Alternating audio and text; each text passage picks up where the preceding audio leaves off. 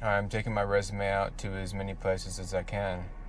A couple weeks ago, I had applied to as many places as possible within a couple hours, and I didn't get the results that I was looking for.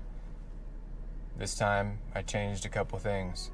I shortened the description of some of the job responsibilities in my resume. I also had shortened it to 1 page. This is important whenever you're dropping your resume off because most of the times they're not going to keep it. It's all about the first impression. What got me my previous job was the first impression. I was asked, what does my main career path goal, what does that look like? And I said, well, I'd like to be a freelance artist.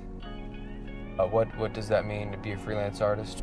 You know, I'm into audio visual technology. I'm into design technology. We only have so many hours in a day. We have to take care of ourselves and, you know, our mindset and our mental health. Balance is an important thing.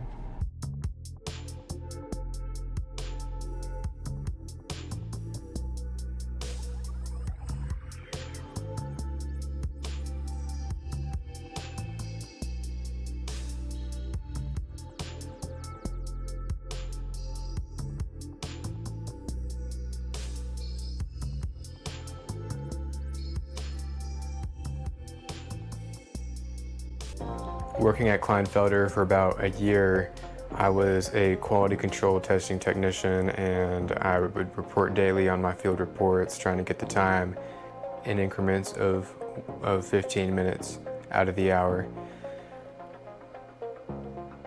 to line up with the timesheet. And it was really difficult to do that for me because a lot of the times I'd be working 1 or 2 different projects in a day, occasionally. There was also 2 instances where I had missed a shift, and this was very, very rare for me to ever miss a shift.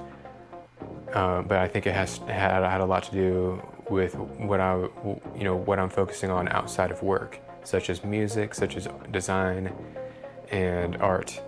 And I'm really trying to make that mindset shift of focusing only on my job until I can show consistency that I deserve, a side hustle or a hobby. I got hired by another company in construction called SCI. Starting out, I'll be getting a couple certifications, starting with the ICC. This is the International Code Council. This has to do with building code, safety, and overall general safety for contractors.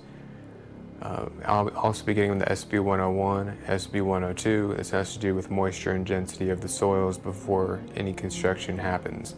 I've currently got my nuke gauge certification.